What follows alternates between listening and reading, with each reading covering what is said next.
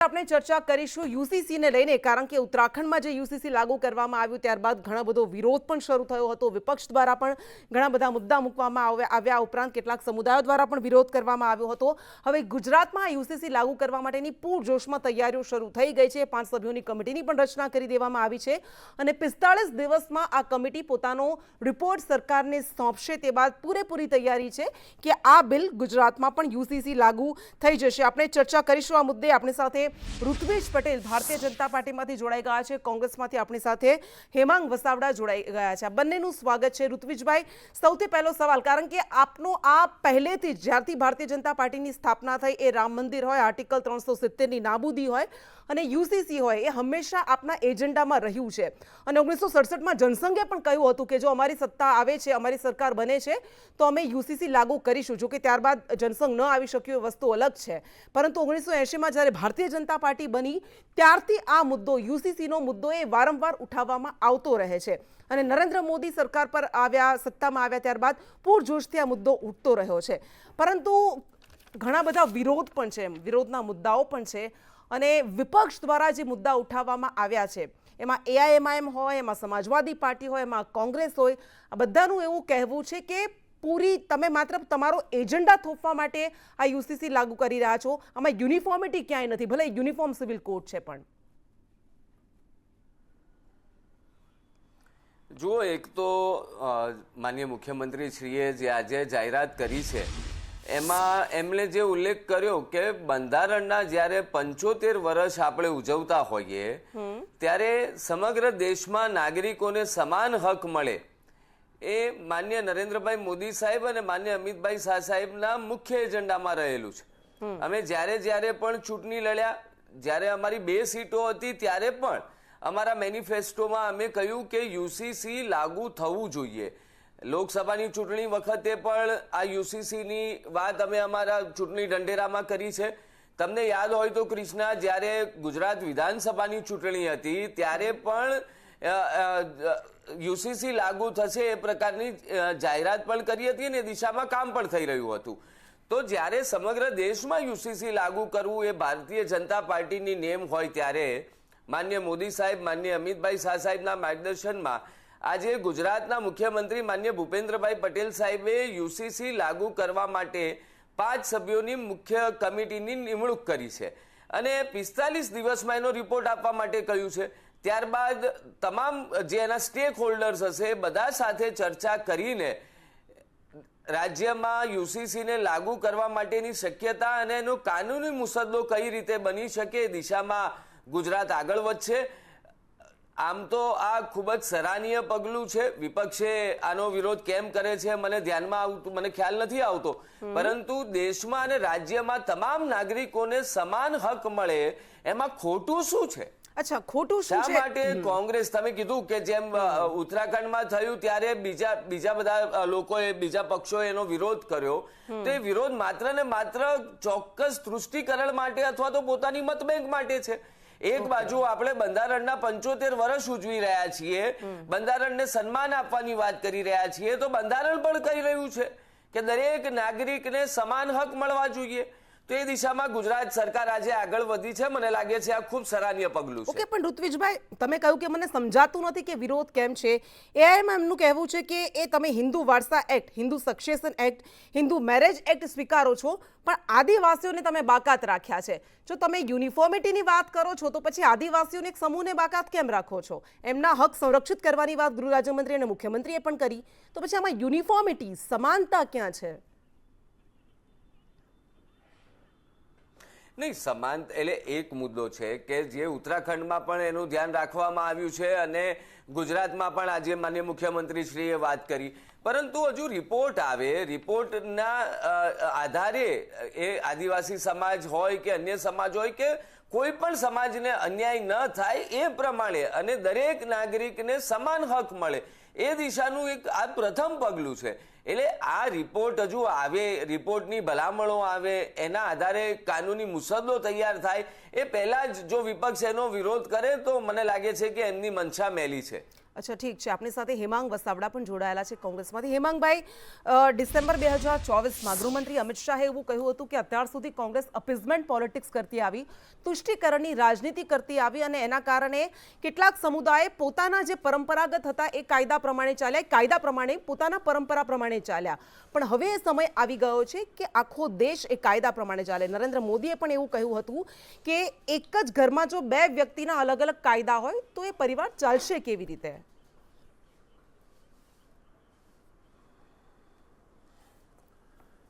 સૌથી પહેલા common civil code એટલે શું એ લોકોએ પ્રજાને સમજાવવાની જરૂર છે. આ દેશમાં 1947થી બહુ સ્પષ્ટ છે કે હિન્દુ કોઈ મર્ડર કરે તો 302ની કલમ લાગે, મુસ્લિમ મર્ડર કરે તોય 302ની કલમ લાગે. મારે પ્રોપર્ટી લેવી છે તો મારે જે નિયમો લાગુ પડે એ જ મુસ્લિમને, ક્રિશ્ચિયનને, આદિવાસીને લાગુ પડે. જુદું ક્યાં પડ્યું? ભાઈ ઋત્વિજભાઈ અન્યાયની વાત કરી. અમુક સમાજ, કયા સમાજને ભારતના બંધારણને લીધે અન્યાય થયો અને યુસીસીમાં તમે શું સુધારવા માંગો છો? યુસીસી બે જ બાબતમાં જે જુદું પડે છે એ મેરેજ અને ડિવોર્સ, વારસાઈ. આ બે બાબતમાં કાયદો વ્યક્તિને પોતાના ધર્મને અથવા પોતાના નિયમને અનુસરવાની છૂટ આપે છે. આપણે મંદિરમાં સપ્તપેદીના ફેરા પરીને લગ્ન કરીએ, મુસ્લિમ નિકાહ કરે, પેલા લોકો ચર્ચમાં જઈને લગ્ન કરે, વેડિંગ. આપણે હવે યુસીસીમાં શું કોમન કરવા માંગે છે ઋત્વિજભાઈ? આપણા બાળકોએ હવે સપ્તપેદીના ફેરા ફરે છે તો મુસ્લિમ, ક્રિશ્ચિયન, આદિવાસી એ ફેરા ફરવાના છે કે આપણા બાળકોએ નિકાહ પઢવાના છે? તમે યુસીસીમાં શું કરવા માંગો છો તો કહેતા નથી. બધો અન્યાય. કોને અન્યાય થયો? તમે સ્પષ્ટતા કરો. કોઈ અન્યાય. તમે આદિવાસીમાં 4 લગ્નની છૂટ છે, બહુપતિત્વ ધારો છે, મુસ્લિમમાં બહુપતિત્વ ધારો છે, તો કાયદેસર એ ગુનો જ છે. સરકારી નોકરી નથી જ મળતી બહુપત્નીત્વ વાળાને. તમે યુસીસી આ સ્પષ્ટતા નથી કરતા. આપે તાત્કાલિક આ સ્પષ્ટતા કરવી જોઈએ કે બંધારણના કયા નિયમ, કઈ કોલમને લીધે કયા સમાજને અન્યાય થયો ને એ કઈ રીતે તમે દૂર કરવા માંગો છો. ગોળ ગોળ વાતો જ કરો છો. યુસીસી ઉત્તરાખંડમાં તમે ગોળ ગોળ વાતો કરી છે. ઠીક છે, જવાબ મેં જે પૂછ્યું એ પ્રશ્નના અતિ સ્પષ્ટ જવાબ આપો કે છૂટો ક્યાં પડે છે અને જ્યાં જુદું પડે ત્યાં તમે કરવા શું માંગો છો? ઠીક છે, જવાબ લઈ લઈએ. ઋત્વિજભાઈ, હેમાંગ વસાવડાનું એવું કહેવું છે કે બંધારણમાં કઈ જગ્યાએ કોઈ સમુદાયને અન્યાય થાય છે જેના કારણે તમે એમ કહી રહ્યા છો કે યુસીસી લાગુ કરવાની જરૂર છે. કેટલાકને કેટલાક નિયમોને કારણે અન્યાય થાય છે. એમનું એવું કહેવું છે કે ક્યાં અન્યાય થાય છે, કઈ રીતે થાય છે? જો બંધારણ તો હંમેશા એવું ઈચ્છતું આવ્યું છે કે દરેક નાગરિકને સમાન હક મળે અને એ દિશામાં યુસીસી લાગુ થવું જ જોઈએ. હવે કયા ફેરફાર કરીને કયા પ્રકારનો કાનૂની મુસદ્દો ગુજરાતમાં લાગુ થશે એના માટે તો માનનીય મુખ્યમંત્રીશ્રીએ આજે સમિતિનું ગઠન કર્યું છે. 45 દિવસમાં તમામ સ્ટેક હોલ્ડર્સ જે હોય એ બધા જોડે વાત કરીને એની શક્યતા તપાસીને એનો રિપોર્ટ તો આવવા દો. હજુ તો આજે જાહેરાત થઈ છે અને જાહેરાત પહેલા જ એના પર પ્રશ્ન ઉપાડવા એ મારા ખ્યાલથી ઠીક નથી. એટલે યુસીસીથી કોઈને નુકસાન ન જાય અને તમામ નાગરિકને એક સમાન હક મળે એ દિશામાં અમારું હંમેશા સ્ટ્રોંગ સ્ટેન્ડ રહ્યું છે કે સમગ્ર દેશમાં યુસીસી લાગુ થવું જોઈએ. ઉત્તરાખંડ એ પહેલું રાજ્ય બન્યું છે અને મને લાગે છે કે ગુજરાત એ ઉત્તરાખંડ પછી લાગુ કરનારું રાજ્ય બનશે. અચ્છા, પણ ઋત્વિજભાઈ, જેડીયુ કે જે આપની જ સહયોગી પાર્ટી છે, નીતિશ કુમાર અત્યારે આપની જ સાથે છે, એ જેડીયુના જ પ્રવક્તાએ કહ્યું હતું, એટલે જેડીયુનું જ ઓફિશિયલ સ્ટેન્ડ ગણી શકાય કે BR આંબેડકરે પણ વિવિધતામાં આસ્થા બનાવી હતી. એટલે ઘણા બધા જે રીતે ઉત્તરાખંડમાં લાગુ કરવામાં આવ્યું છે એમાં ઘણા બધા મુદ્દાઓને ધ્યાનમાં નથી રાખવામાં આવ્યા. તમામ વ્યક્તિને એ વિશ્વાસમાં લઈને ત્યારબાદ કાયદો બનાવવો જોઈએ એવું એમનું પણ કહેવું હતું. AIMIMનો પક્ષ પણ આપણે સાંભળ્યો કે કારણ કે આદિવાસીઓને એટલા માટે બાકાત રાખવામાં આવ્યો છે કારણ કે તમને ડર છે કે ક્યાંક વોટ બેંકની અસર થશે. તો શું એમાં તથ્ય શું છે એનું? જો વર્ષો સુધી વોટ બેંકની રાજનીતિ કોંગ્રેસ અને અન્ય પક્ષોએ કરી છે, એટલે આ સમગ્ર ઘટનામાં UCC નો રિપોર્ટ આવે, લાગુ થાય, એમાં વોટ બેંકની રાજનીતિને ક્યાંય પ્રાધાન્ય આપવામાં આવ્યું નથી ને એના લીધે આ થઈ રહ્યું છે એ પણ બિલકુલ ભૂલ ભરેલું છે. પરંતુ મને જ લાગે છે કે આપણે ઉત્તરાખંડમાં જે UCCનું અદ્ભુત મોડલ જોયું અને ગુજરાતનું મોડલ, પરંતુ જ્યાં સુધી ગુજરાતમાં રિપોર્ટ ના આવે ત્યાં સુધી ઉત્તરાખંડને બેઝ બનાવીને ગુજરાતના UCC સામે પ્રશ્ન ઊભા કરવા એ મારા ખ્યાલથી ખોટું છે. અચ્છા, હેમાંગ વસાવડા પાસે જઈએ ફરી એક વખત. હેમાંગભાઈ, એમનું કહેવું છે કે અત્યારથી પહેલેથી જ વિરોધ કરવો અથવા તો મુદ્દા ઉઠાવવા એ અયોગ્ય છે, જો કે એમનો મત છે. પરંતુ વિપક્ષે પણ એવું કહ્યું હતું કે પાયલટ પ્રોજેક્ટ તરીકે યુઝ કરી રહ્યા છે એવા રાજ્યોમાં કે જ્યાં ભારતીય જનતા પાર્ટીનું શાસન છે. અને ગૃહમંત્રી અમિત શાહે પણ એવું કહ્યું હતું કે ભાજપ શાસિત રાજ્યોમાં UCC લાગુ કરવામાં આવશે. આપે કહ્યું કે આમાં કોઈ અન્યાય બંધારણ તો બતાવતું નથી, પણ પોતાના જે પરંપરા પ્રમાણે ચાલતું હોય, એ લગ્નની વાત હતી અને વારસાઈની વાત હતી, કેટલાક સમુદાયમાં એ ફેરફાર છે ને એના પ્રમાણે ચાલતું રહે છે. તો તમને મૂળ વાંધો શું છે જો એમાં ફેરફાર આવે છે? તો જો બધા માટે એક સરખો કાયદો લાગુ થાય છે તો એમાં ક્યાં વાંધો હોવો જોઈએ? વાંધો લેવો કે નહીં એને માટે સમજવું તો પડે ને અમારે કે એ લોકો શું કરવા માગે છે. મેં જે પ્રશ્ન પૂછ્યા એના તમામ પ્રશ્નના જવાબ ઋત્વિજભાઈ ગળી ગયા. સત્તાધારી પક્ષમાં છે, કમિટી બનાવી રહ્યા છે, તો એમને ક્યાં એવું લાગે છે કે આ બાબતમાં અહીં અન્યાય, બધાને અન્યાય, બધાને ન્યાય, એવી ગોળ ગોળ વાતને બદલે એમ કે ને કે આ બંધારણની કલમ મુજબ આ સમુદાયને અહીં વાંધો પડે છે એ અમે દૂર કરવા માગીએ છીએ. સમિતિ બનાવી તમે, તો સમિતિનો પરવ્યુ તો તમે નક્કી કર્યું હશે ને શું જોવાનું કમિટીએ? કમિટી બને તો એનો પરવ્યુ નક્કી થાય. હેમાંગભાઈ, સમિતિનું ગઠન આજે થયું છે, એની જાહેરાતને હજુ મિનિટો થઈ છે. એ 45 દિવસમાં પોતાની કામ કરીને એનો રિપોર્ટ સુપ્રત કરે. એ રિપોર્ટ પછી સાર્વજનિક પણ થતો હોય છે, એના સ્ટેક હોલ્ડર સાથે બધું બેઠક પણ થતી હોય છે. ત્યારે હેમાંગભાઈ, તમારે જે પ્રશ્ન, જે સૂચન અથવા તો જે વાંધા હોય એ ઉઠાવજો. અત્યારે વાત એટલી છે કે ગુજરાતમાં UCC આપણે લાગુ કરી રહ્યા છીએ, એને લાગુ કરવાની શક્યતાઓ તપાસવા માટે અને એનો કાનૂની મુસદ્દો બનાવવા માટે સુપ્રીમ કોર્ટના રિટાયર્ડ જજના નેતૃત્વમાં 5 સભ્યોની કમિટીનું ગઠન કર્યું છે. આ વાત ઉપર પણ રાજનીતિ, મને આશ્ચર્ય થાય છે. ઠીક છે, એટલે આગળ પણ આપણે ચર્ચા કરીશું, કારણ કે સ્વાભાવિક છે આ એવો મુદ્દો છે. ઉત્તરાખંડમાં પણ વિરોધ થયો હતો, એ લાગુ થયો 27 જાન્યુઆરીએ, અને ગુજરાતમાં પણ 45 દિવસ બાદ રિપોર્ટ આવશે અને જ્યારે લાગુ કરવામાં આવશે ત્યારે સ્વાભાવિક છે કે અલગ અલગ સૂર આવશે. ચર્ચા આગળ પણ કરીશું, એક નાનકડા બ્રેક માટે રોકાઈશું. ભારતીય જનતા પાર્ટી પોતાના ચૂંટણી ઢંઢેરામાં, ચુનાવી ઘોષણાપત્રમાં એવું કહેતી આવી છે કે જ્યાં સુધી સમાન નાગરિક સંહિતા લાગુ કરવામાં નથી આવતી ત્યાં સુધી લૈંગિક સમાનતા એ લાવવી ખૂબ અઘરી છે, ખૂબ મુશ્કેલ છે. ચર્ચામાં આગળ વધીએ.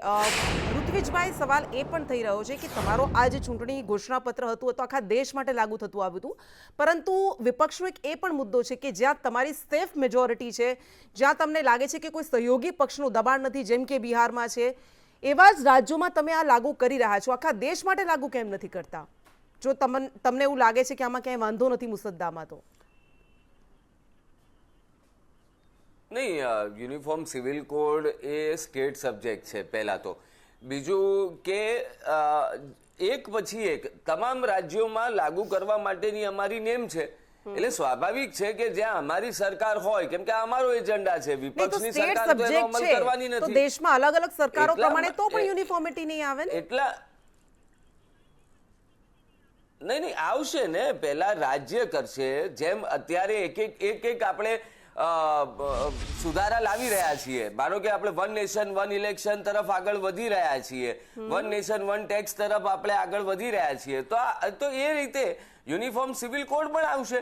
પરંતુ અત્યારે વાત એટલી છે કે ઉત્તરાખંડમાં લાગુ થયું છે અને ગુજરાતમાં લાગુ કરવા માટેની શક્યતાઓ તપાસી રહ્યા છીએ. અચ્છા, ઠીક છે. તો પણ હજુ એ જવાબ નથી મળ્યો, કારણ કે બિહારમાં કેવી રીતે લાગુ કરશો? કારણ કે ત્યાં તો જેડીયુ વિરોધ કરી રહી છે, ઘણા બધા મુદ્દા મૂકી રહી છે. અત્યારે કૃષ્ણાબેન અત્યારે આપણે ગુજરાતની વાત અચ્છા, કરી ઠીક રહ્યા છે. છીએ. એટલે હા, ઓકે, આખા દેશમાં અત્યારે લાગુ કમિટીનું ગઠન કરવું થયું છે, છે. તો ઓકે. પછી બિહારની ચિંતા શું કામ કરો છો? ઓકે, ઠીક છે. હેમાંગભાઈ પાસે ના, જઈએ. અઘરું છે એવું નથી કહેતો, પણ બિહારની ચિંતા કરવાનું અત્યારે અનાવશ્યક છે. એટલે વાત એ છે કે ભારતીય જનતા પાર્ટીનું ઘોષણાપત્ર તો આખા દેશમાં કહેતું હતું ને કે આખા દેશમાં યુનિફોર્મ સિવિલ કોડ લાગુ થશે. તો આમાં તો પણ રાજ્યો પ્રમાણે વેરિએશન આવી જશે. આ તો અમે તબક્કાવારે કરી જ રહ્યા છીએ ને. ઉત્તરાખંડમાં થયું, ગુજરાતમાં થશે, તો ભવિષ્યમાં અન્ય રાજ્યોમાં પણ થશે. તમે હેમાંગભાઈ, ચિંતા ઓકે, શું સમય ઓછો છે એટલે નહીતર ઘણા બધા એવા પાસાઓ છે કે જેના પર ચર્ચા કરી શકાય. હેમાંગભાઈ, છેલ્લો આપનો પોઈન્ટ કે આ ઉત્તરાખંડની તર્જ પર, કારણ કે ઋત્વિજભાઈએ કહ્યું કે ઉત્તરાખંડ પ્રમાણે જ થશે એવું જરૂરી નથી, પણ એ પ્રમાણે, કારણ કે આમાં લિવ ઇન રિલેશનશિપને લઈને પણ ઘણા બધા સવાલો છે, પણ ગુજરાતનો જે મુસદ્દો તૈયાર કરાય છે એમાં લિવ ઇન રિલેશનશિપને લઈને શું કહેવાય છે એ જોવું રહેશે, ત્યારબાદ ચર્ચા કરી શકાશે. પણ આપને શું લાગે છે કે ધ્યાન શું રાખવું જોઈએ, એમાં શું હોવું જોઈએ? ભારતીય જનતા પાર્ટી આ મુદ્દે પોતે જ ખૂબ કન્ફ્યુઝ છે. કઈ રીતે યુસીસી લગાડવો એ બાબત એ લોકો પણ સ્પષ્ટ નથી. કમિટી નિમી છે તો કમિટીનો પરવ્યુ શું છે એ ઓકે, બાબત પણ ઠીક એ છે. લોકોને ખબર નથી. 45 મિનિટ થઈ એવું કીધું ઋત્વિજભાઈએ, પણ કમિટી નિમાઈ પહેલા એનો પરવ્યુ નક્કી થઈ જવો જોઈએ. અને નિમણૂકની સાથે હવે તમે કમિટી જાહેર કરી, હવે પરવ્યુ નક્કી કરશો. કન્ફ્યુઝ છે. યુસીસી એ માત્ર રાજ્યનો વિષય નથી. ભલે ઋત્વિજભાઈ સર, ગુજરાત માટે મહત્વપૂર્ણ છે યુસીસી અને આપ સભ્ય છો, શું કહેશો આ માટે? ગુજરાત સરકારે યુસીસી એટલે કે યુનિફોર્મ સિવિલ કોડ માટે સુપ્રીમ કોર્ટના નિવૃત્ત ન્યાયાધીશ રંજનબેન દેસાઈની અધ્યક્ષતામાં 5 સભ્યોની એક કમિટીની રચના કરી છે. મેરેજ, ડાયવોર્સ, મેન્ટેનન્સ, એડોપ્શન અને વારસાઈ જેવી બાબતોમાં જુદા જુદા 6 પર્સનલ કાયદાઓ લાગુ પડે છે. આ કાયદાઓમાં ખાસ કરીને મહિલાઓને અન્યાય થતો હોય તેવી લાગણી સૌની છે. સુપ્રીમ કોર્ટે આ અગાઉ શાહબાનુ વગેરેના કેસમાં સરકારને સૂચન કર્યું હતું કે આ પ્રકારના કેસોમાં જે વિસંગતતાઓ છે એને ખૂબ ઝડપથી દૂર કરીને એક કોમન એક્ટ, એક કોમન કાયદો બનાવવો જોઈએ. ભારતીય બંધારણમાં પણ બંધારણ સભાએ માર્ગદર્શક સિદ્ધાંતોમાં આ પ્રકારનો કાયદો બનાવવાની જોગવાઈ કરી છે. આ દિશામાં આપણે સૌ જાણીએ છીએ તેમ ઉત્તરાખંડ સરકારે યુસીસી લાગુ કર્યો છે. ગુજરાત સરકાર પણ આ દિશામાં ખૂબ વિચારી રહી છે અને કાયદામાં રહેલી છટકબારીઓનો લાભ લેવાતો બંધ થાય અને સ્ત્રીઓને એમના હક અને અધિકાર કાયદા પ્રમાણે મળે એ ખૂબ જરૂરી હોવાથી આ પ્રકારની કમિટીની આજે રચના કરીને એક સભ્ય તરીકે મારી નિમણૂક કરી છે. તમારું કામગીરી કઈ રીતે રહેશે, તમે કઈ રીતે નિભાવશો? આ 5 સભ્યોની જે કમિટી છે એ કાયદો, સમાજ, સ્ત્રીઓ આ બધાના અભિપ્રાયો લઈને 1.5 મહિનામાં પોતાનો રિપોર્ટ સરકારને સોંપે એ પ્રકારની વ્યવસ્થા અને આયોજન કરવામાં આવ્યું છે. ખાસ કરીને હું શિક્ષણ સાથે સંકળાયેલો છું. યુવાન દીકરાઓને ભણાવ્યા છે 30-40 વર્ષ સુધી, એટલે શિક્ષણનો અનુભવ, પણ એની સાથે સાથે સમાજ સાથેનો મારો નાતો, મારી નિસ્બત, સમાજના લોકોનો મારા પરનો અપાર સ્નેહ, આ પ્રકારના કારણોને લીધે આ કમિટીમાં મારી નિમણૂક કરવામાં આવી છે. ચાલી આવી જા. વિશુલાભ જે ભાઈ એક મિનિટ આવી જા. વિશુલાભ જો. હતા દક્ષેશ ઠાકર યુસીસી કમિટીના સભ્ય એમના દ્વારા એવું કહેવામાં આવ્યું છે કે એવી રીતે મુસદ્દો તૈયાર કરવાનો પ્રયાસ કરવામાં આવશે કે જેના કારણે યુસીસીનો જે મૂળ ઉદ્દેશ છે એ પાર થઈ શકે, તેનું અમલીકરણ થઈ શકે. જોકે કોમન સિવિલ કોડ માટે આ કમિટીની જાહેરાત થઈ ચૂકી છે. કોંગ્રેસ દ્વારા કેટલાક સવાલો પણ ઉઠાવવામાં આવી રહ્યા છે. આપણે હેમાંગ વસાવડાને પણ સાંભળ્યા, તો ઋત્વિજ પટેલને પણ સાંભળ્યા. એમણે એમ કહ્યું કે હજુ કમિટીની રચના કરવામાં આવી છે, 45 દિવસનો સમય આપવામાં આવ્યો છે, મુસદ્દો તૈયાર કરવામાં આવશે, ત્યાર પણ તમામ સ્ટેક હોલ્ડર્સને એમાં સામેલ કરવામાં આવશે, એમના વ્યૂ લેવામાં આવશે, મત લેવામાં આવશે અને ત્યારબાદ યુસીસી લાગુ કરવામાં આવશે. પરંતુ ઉત્તરાખંડમાં જે યુસીસી લાગુ કરાયું 5 દિવસ પહેલા 27 જાન્યુઆરીએ, ત્યારબાદ જે વિરોધ થયો હતો, શું એ વિરોધને ધ્યાનમાં રાખીને આમાં કોઈ ફેરફાર કરવામાં આવશે કે કેમ, એ સવાલ છે.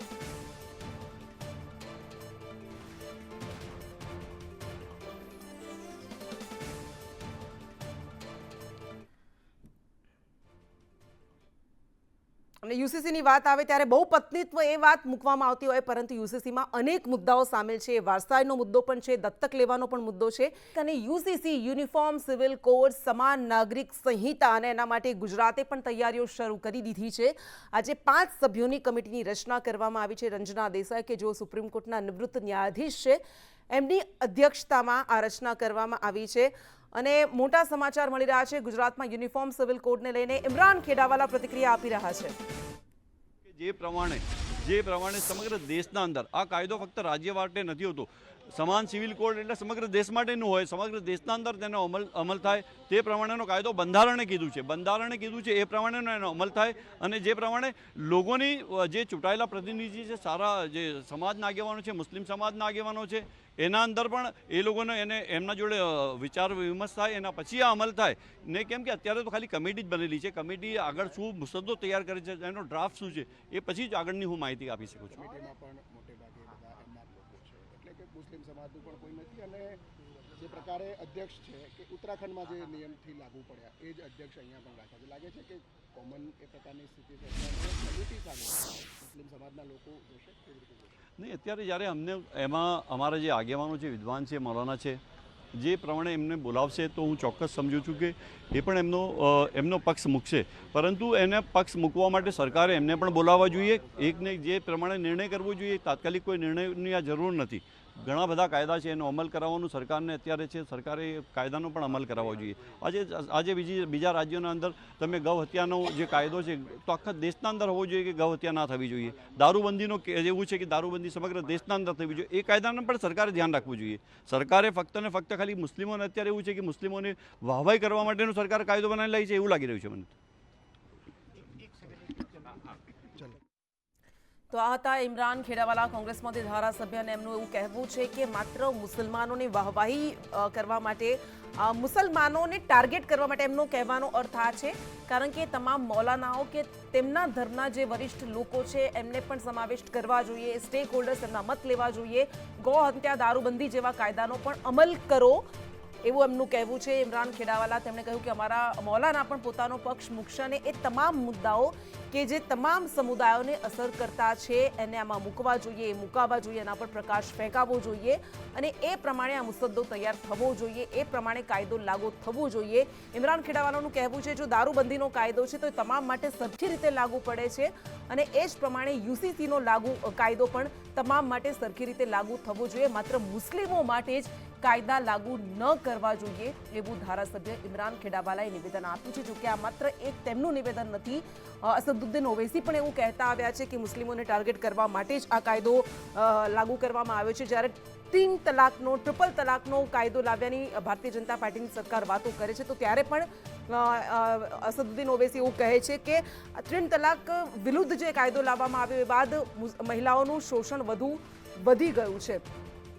અને આપણે ચર્ચા આગળ વધારીશું. ઋત્વિજ પટેલ પણ આપણી સાથે જોડાયેલા છે. ઋત્વિજભાઈ, તમે ઇમરાન ખેડાવાલાને પણ સાંભળ્યા. એમનું એવું કહેવું છે, જે મુદ્દે આપણે ઓલરેડી ચર્ચા કરી ચૂક્યા છીએ, કે માત્ર મુસ્લિમોને ટાર્ગેટ કરવા માટે જ કાયદા બનાવાય, કેટલું યોગ્ય છે? પણ મને તો એ નથી સમજાતું કૃષ્ણાબેન કે આ કાયદો મુસ્લિમ સમાજને કઈ રીતે ટાર્ગેટ કરે છે. ઇમરાનભાઈએ આજે સમિતિનું હજુ ગઠન થયું અને પોતાનો મત આપી દીધો કે ભાઈ મુસ્લિમોને નુકસાન થાય એવો કાયદો ન બનવો જોઈએ. એમણે આખી જો પ્રેસ કોન્ફરન્સ સાંભળી હોત તો એમાં માનનીય મુખ્યમંત્રી શ્રી પણ બોલ્યા અને અમારા માનનીય ગૃહમંત્રી શ્રી હર્ષભાઈએ પણ કહ્યું કે તમામ ધર્મના લોકોને બોલાવીને આ સમિતિ એને સાંભળવાની છે, એમના સૂચનો, એમના વાંધા તમામને યોગ્ય અવાજ મળવાનો છે અને એના પછી આ કાનૂની મુસદ્દો બનાવવાની દિશામાં આગળ વધશું. પરંતુ હજુ તો જાહેરાત થઈ, હજુ પ્રક્રિયા શરૂ નથી થઈ. 45 દિવસની અંદર પ્રક્રિયા થશે, પછી એનો રિપોર્ટ આવશે, પછી આગળ પ્રક્રિયા વધશે. તો એ પહેલાથી જ અત્યારે આ વિરોધ કરવો, એક સ્પેક્યુલેશન ઊભા કરવા, એ માત્ર ને માત્ર કોંગ્રેસની નકારાત્મક ભૂમિકા સૂચવે છે. અચ્છા, નકારાત્મક ભૂમિકા સૂચવે છે, પણ એમનો જે ડર છે, તમને લાગે છે કે તમામ સમુદાયોના પ્રતિનિધિઓને આમાં સામેલ કરવામાં આવશે અને ડેમોક્રેટિકલી લોકતાંત્રિક રીતે એમને સાંભળવામાં આવશે, ત્યારબાદ કાયદો લાગુ કરાશે? બિલકુલ. માનનીય ગૃહમંત્રી શ્રી હર્ષભાઈ સંઘવીએ એમની પ્રેસ કોન્ફરન્સમાં એક પ્રશ્નના જવાબમાં કહ્યું જ છે કે તમામ ધર્મના લોકો, આના જે પણ સ્ટેક હોલ્ડર્સ છે, બધા જેને પણ યુસીસીના લીધે જે સ્પર્શી રહ્યું છે, એ તમામ લોકોને સાંભળવાના છે એવી માનનીય ગૃહમંત્રી શ્રીએ જાહેરાત કરી છે. ઠીક છે. ચૈતર વસાવા ડેડિયાપાડાથી ધારાસભ્ય છે આમ આદમી પાર્ટીમાંથી, તેઓ આપણી સાથે જોડાઈ ગયા છે. ચૈતરભાઈ, સ્વાગત છે સંદેશ ન્યૂઝમાં. યુસીસી યુનિફોર્મ સિવિલ કોડ લાગુ કરવાની દિશામાં આ એક મોટી તૈયારી, આજે 5 સભ્યોની કમિટીની રચના કરવામાં આવી છે. 45 દિવસમાં રિપોર્ટ આવશે, ત્યારબાદ ઉત્તરાખંડની જેમ શક્યતા છે કે ગુજરાતમાં પણ આ કાયદો લાગુ થઈ જશે. પરંતુ મુખ્યમંત્રી અને હર્ષ સંઘવીએ બંને કહ્યું કે આદિવાસીઓના જે પણ હકો છે એને સંરક્ષિત કરવામાં આવશે, એમને કોઈ અસર નહીં થાય. આપ આ યુસીસી કાયદાને કઈ રીતે જુઓ છો? જે યુસીસી જે કાયદો હાલમાં જે આવી રહ્યો છે ને જે આજે કમિટીની જાહેરાત કરવામાં આવી છે, પહેલા તો ગુજરાતમાં 1,25,00,000 જેટલા આદિવાસી વસે છે, તો આ કમિટીમાં એક પણ આદિવાસી પ્રતિનિધિને સમાવેશ ન કરવામાં આવીને આ સરકારે આદિવાસી પ્રત્યેની જે એમની માનસિકતા છે એ એમણે છતી કરી છે. આટલી મોટી વસ્તીમાંથી એક પ્રતિનિધિ તો આમાં હોવા જોઈતા હતા, તે નથી. અને યુસીસી ની વાત છે ત્યારે આદિવાસી એ પોતાની અલગ રૂઢિઓ છે, પરંપરા છે, પોતાની અલગ અલગ આદિવાસીઓના પોતાના નીતિ છે, નિયમો છે. અને આદિવાસીઓમાં અનેક એ છે, જેમ કે પંચ બેસીને છૂટાછેડા થઈ જાય, લગ્ન થઈ જાય, કોઈ દીકરો યુવાન પુખ્ત વયનો થાય, કોઈ છોકરીને લઈને નાહી જાય તો પણ સમાજ અમારો માન્યતા આપે છે, કોઈ વિધવા થાય એને પણ પુનઃલગ્નની માન્યતા, જેવી અમારી આખી અલગ રૂઢી રીત રિવાજો છે. આમાં અમારો સભ્ય જ નથી તો આદિવાસીઓની બધી પરંપરા, સંસ્કૃતિ, સભ્યતા કોણ સમજશે? એટલા માટે અમે આશા રાખીએ છીએ કમિટીમાં આદિવાસીને પણ એક જણને સમાવેશ કરવામાં આવે તો જ આદિવાસી સાથે ન્યાય થશે, એવી અમારી માંગણી છે. અને આદિવાસીઓના જે હિતો છે, આદિવાસીઓના અધિકારો છે, એમની જે રૂઢિ પ્રથાઓ છે એ જળવાય એવી અમારી માંગ છે. બિલકુલ. ચૈતરભાઈ, આપે જે વાત કરી, અને ભારતના તમામ રાજ્યોમાં આવા નાના નાના સમુદાયો છે, અલગ અલગ સમુદાયો છે કે જેમની પોતાની અલગ અલગ પરંપરા છે, રૂઢિઓ છે, રીત રિવાજો છે. બાબા સાહેબ આંબેડકરે પણ એ કહ્યું હતું કે વિવિધતામાં આસ્થા હોવી જોઈએ, એ બનાવી રાખવી જોઈએ. પણ આ યુસીસી જે લાગુ થઈ રહ્યો છે જે પ્રમાણે ઉત્તરાખંડમાં, કારણ કે એ જ રંજના દેસાઈ અહીંયા પણ કમિટીના અધ્યક્ષ છે, હવે ત્યાં એઆઈએમઆઈએમ અને કોંગ્રેસ સહિતના કેટલાક પક્ષોએ એ વાત કહી, અને એઆઈએમઆઈએમ ખાસ કરીને અસદુદ્દીન ઓવૈસીએ એ વાત કહી કે તમે હિન્દુ મેરેજ એક્ટ અને હિન્દુ વારસા એક્ટ સ્વીકારો છો પણ આદિવાસીઓને એમાંથી બાકાત રાખો છો, તો પછી આમાંથી યુનિફોર્મ કેવી રીતે રહ્યો, સમાન કેવી રીતે રહ્યો? સાચી વાત છે. યુનિફોર્મ સિવિલ કોડની વાતો થાય છે, પણ આજે પણ અમારી સાથે સમાનતા નથી. આજે પણ તમે સમાનતાની મોટી મોટી વાતો થાય છે, પણ અમારી સાથે આજે પણ ઘણી બાબતો, તમારા હકો તો સંરક્ષિત રાખવામાં આવ્યા છે ને ચૈતરભાઈ, તમારા કોઈ રૂઢિ રીત રિવાજોને એમાં અસર નહીં થાય, એટલા માટે એમનો આ પ્રહાર છે કે આદિવાસીઓને કેમ બાકાત રાખ્યા? આદિવાસી તો આદિ અનાદિકાળથી આ વિસ્તારોમાં વસે છે, આદિવાસી મૂળ માલિક છે. અમારા સંવિધાનિક અધિકારો, અમારા મૌલિક અધિકારો, અમારા માનવ અધિકારો આજે પણ અમલમાં નથી. અમે અનેક વાર માંગો કરીએ છીએ પણ આજે પણ અમને એમાં પણ ન્યાય મળ્યો નથી. એટલે યુનિફોર્મ સિવિલ કોડ જે ગુજરાત સરકારે 45 દિવસ સુધીમાં રિપોર્ટ કરવા માટેની કમિટી બનાવેલી છે, જે રીતના ઉત્તરાખંડમાં અમલ કરી છે અહીંયા પણ અમલ કરશે તો સૌથી વધારે જો કોઈને નુકસાન થશે એ આદિવાસીઓને થવાનું છે. આદિવાસીઓની પોતાની અલગ જ આખી રૂઢી છે. અચ્છા, કઈ રીતે નુકસાન થશે? આપ કહી રહ્યા છો કે સૌથી વધારે ઉત્તરાખંડમાં લાગુ કરાવે, અહીંયા લાગુ કરાશે તો અમને સૌથી વધારે નુકસાન થશે, તો જરા આપની પાસેથી સમજવા માંગીએ છીએ કે કઈ રીતે આદિવાસી સમુદાયોને નુકસાન થશે? આદિવાસી સમાજને હિન્દુ મેરેજ એક્ટ પણ લાગુ નથી પડતો. આદિવાસી સમાજને આપણે સૌ જાણીએ છીએ અમારા સમાજમાં લગ્ન પણ પંચ બેસીને નક્કી કરતા હોય છે, છૂટાછેડા પણ પંચ બેસીને નક્કી કરતા હોય છે. કોઈ બેન વિધવા થાય એને પણ પુનઃલગ્નની સંમતિ પરવાનગી મળે છે, વિધુર થાય એને પણ પુનઃલગ્નની, બહુપત્નીત્વ માટેની પણ અમારા સમાજમાં અમારો સમાજ એને સ્વીકારે છે. કોઈ દીકરો દીકરી નાહી જાય, પુખ્ત વયના થાય એને પણ બાળક ધારણ કરવાને અમારો સમાજ સંમતિ આપે છે. જેવા અમારા અનેક અલગ પ્રકારના આખા રીત રિવાજો, અમારી જન્મની વિધિ છે, અમારી લગ્નની વિધિ અલગ છે, અમારી મરણની વિધિ અલગ છે.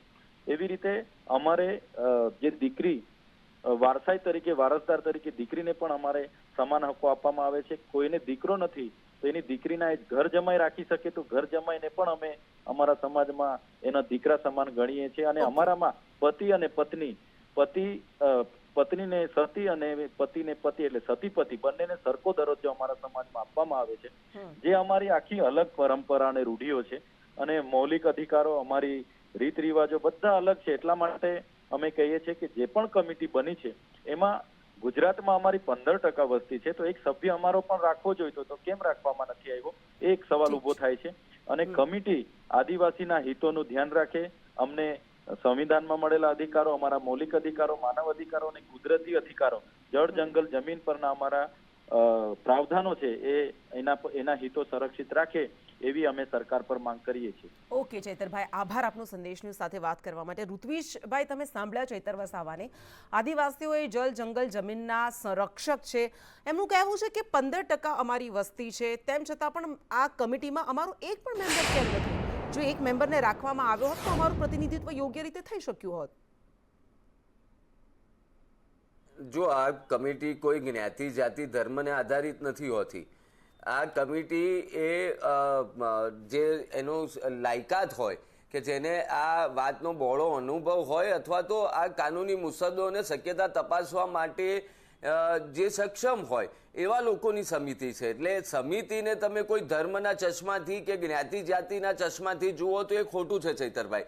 બીજું કે એમણે જે કંઈ પણ એપ્રિહેન્શન્સ એમના છે કે જે કંઈ પણ એમને એવું લાગે છે કે અમારા આટલા હક જળવાઈ રહેવા જોઈએ તો આ કમિટી સમક્ષ એમણે રજૂઆત કરવાની છે. ચોક્કસ રીતે આદિવાસી સમાજનું કે અન્ય કોઈ પણ સમાજનું કે અન્ય કોઈ પણ ધર્મના લોકોનું 1% પણ નુકસાન ન થાય એ રીતે શક્યતાઓ તપાસીને યુસીસી લાગુ કરવા માટેની ગુજરાત સરકારની નેમ છે. એટલે હજુ તો કશું થયું નથી. એ પહેલા ખાલી એક ગેરમાન્યતા ઊભી કરીને સમાજને ગેરમાર્ગે દોરવાનું કામ ચૈતરભાઈ બંધ કરે. બાકી આદિવાસીના હકોનું રક્ષણ હંમેશા ભારતીય જનતા પાર્ટી કરતી આવી છે ને આગળ પણ કરતી રહેશે. પ્રધાનમંત્રી નરેન્દ્ર મોદી પણ આ જ કહેતા હતા કે યુસીસી પર મુસ્લિમોને ભડકાવવાની કોશિશ થઈ રહી છે. વિપક્ષ પણ તેમણે આ આરોપ લગાવ્યા હતા. પણ ઋત્વિજભાઈ, એવું કહેવામાં આવ્યું, મુખ્યમંત્રીએ પણ કહ્યું કે તમામ સ્ટેક હોલ્ડર્સના મત લેવામાં આવશે. તો એ સમજવું છે આપની પાસેથી કે કેવી રીતે લેવામાં આવશે? ધારાસભ્યોના મત લેવામાં આવશે કે કેવી રીતે પ્રોસેસ થશે? એ સમિતિ નક્કી કરશે અને સમિતિનો ક્રાઇટેરિયા હોય છે. એના માટે મારે અત્યારે કશું કહી ન શકાય, પરંતુ સમિતિ ચોક્કસ, જેમ માનનીય મુખ્યમંત્રીશ્રીએ કહ્યું છે, તો ચોક્કસ રીતે તમામ સ્ટેક હોલ્ડરોને સાંભળવા માટેની પ્રાવધાન આ સમિતિએ કરેલું છે.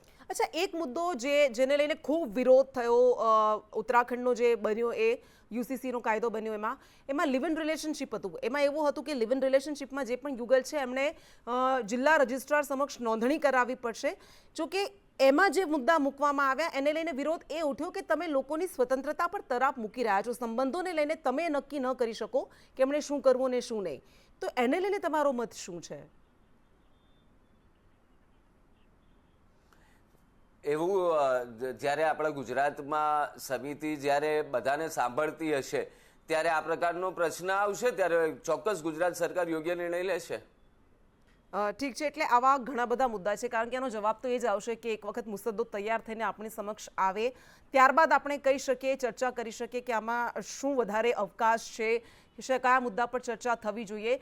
પણ ઋત્વિજભાઈ, છેલ્લો સવાલ આપને એ કે મુસ્લિમોની જે ચિંતા છે, એ મુસ્લિમ ઘણા મેજોરિટી પક્ષ પણ છે એઆઈએમઆઈએમ સહિતના, અને એમના ધારાસભ્યોને નેતાઓને પણ આપ સાંભળી રહ્યા છો, તો એમનો ડર કેવી રીતે દૂર કરવામાં આવશે? કારણ કે એઓ હંમેશા જ્યારે યુસીસીની વાત થાય છે ત્યારે એમનું એવું કહેવું હોય છે, એમની ચિંતા હોય છે કે અમને ટાર્ગેટ કરવા માટેનો આ ખેલ છે, આ ભારતીય જનતા પાર્ટીનો એજન્ડા છે. તો એમના એપ્રિહેન્શન્સ કેવી રીતે દૂર કરાશે?